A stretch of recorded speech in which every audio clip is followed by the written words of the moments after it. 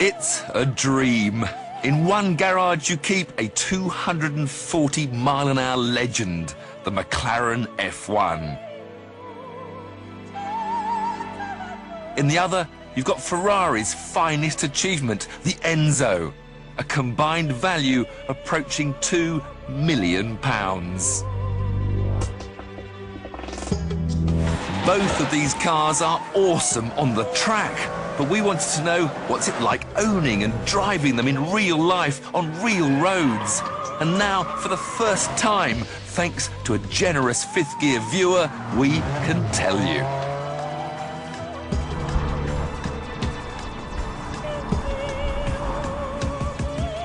Chris Palmer is a self-made man who sees these delicious supercars as investments as much as toys. Probably, for me, they're as good as it gets. The McLaren is probably a bigger adrenaline pump. The ENZO, if anything, is a little bit easier to drive. Insurance, running costs? I don't back horses, so it's a vice that can be cheaper than gambling. With the cars back to back, we'll be able to tell you which gives the biggest thrill, which is the most expensive to run, and which drives the best. Come on, this is our ENZO for a day. There's nothing like this in the supercar world. This is the supercar that looks more like a spaceship than any other. It's just stunning.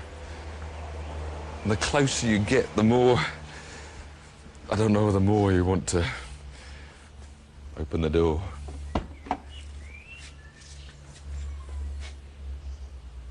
And it just invites you, it beckons you to come. But the contrast is immediate from the stunning exterior to the almost basic functional interior.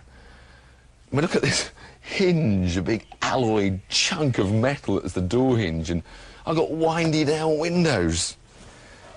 No carpets. Spend all that money, no carpets, but you don't care because you see things like race and mode, set. Then you see start. Then you see a key.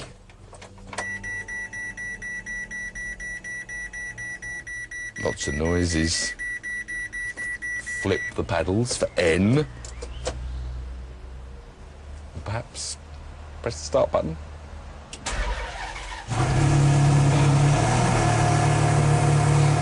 My heartbeat's just got up about 50 beats. And that is coming through the seat into my back and into my spine, tingling up into my brain. And I haven't even touched the throttle pedal yet.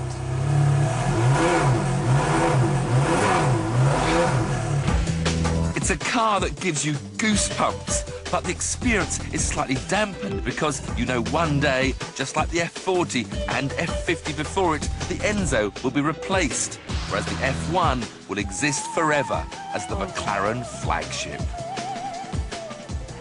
Now this, of course, is a race car that's been converted back for use on the road, so it hasn't got all the luxury interior. I've just got to remember how to get into a McLaren F1.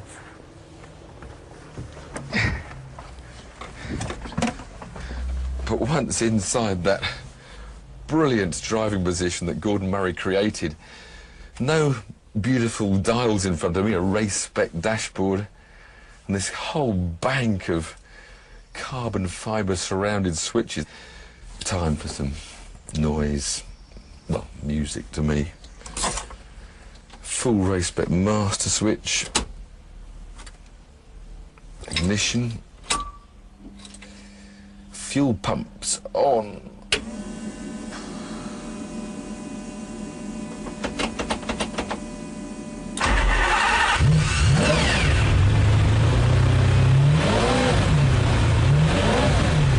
Now, stripped out for race spec, this car has lost like 300 kilos of weight, so it's lost all the sound deadening.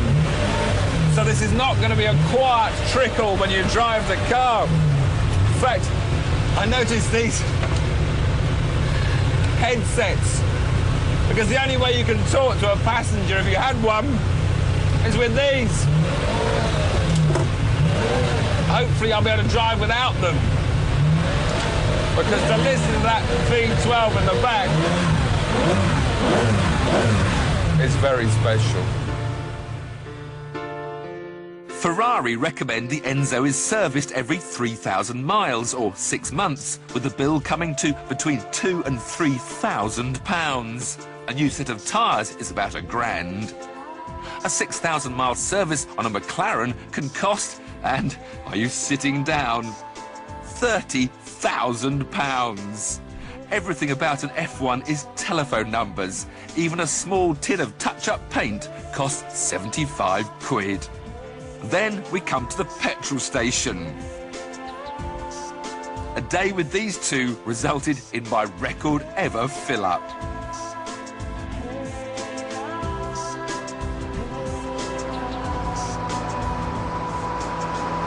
Now, whereas the ENZO does about 15 miles to the gallon, with the McLaren, you're going to be stopping at these fuel stations a bit more often, because this car in this specification does about 6 miles to the gallon.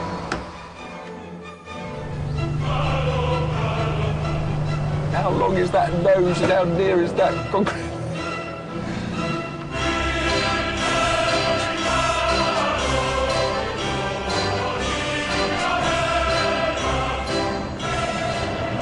The funny thing is I've now done some proper mileage in an ENZO, and it's nothing like what I thought it was. It's not an animal at all. It's calm, it's relaxed, it doesn't spur you on.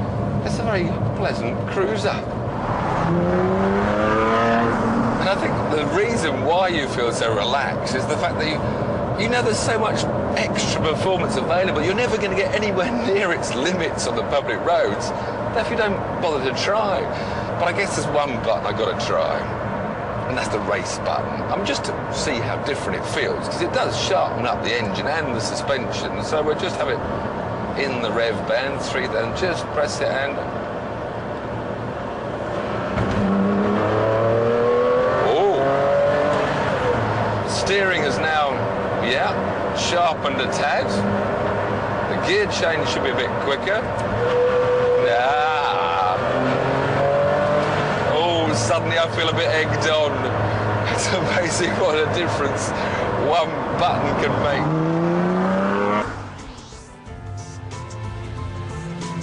Oh my God, it's got no lock. It's got the racing rack, which is faster, and it's got no lock. Oh dear.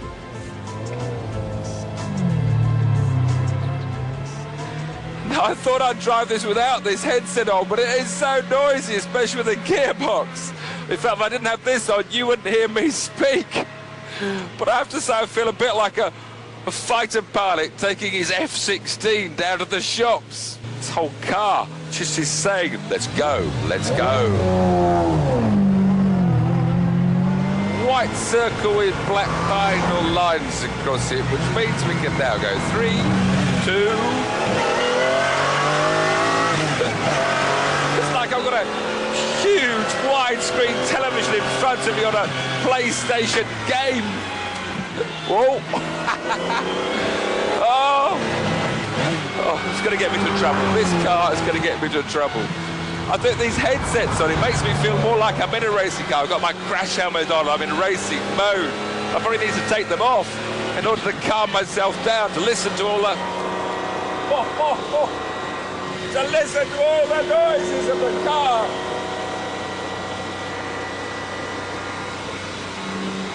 Oh my God. But getting back into McLaren has reminded me what supercars should all be about. And it's all about the driving experience. But most of all, it's just this stunning performance.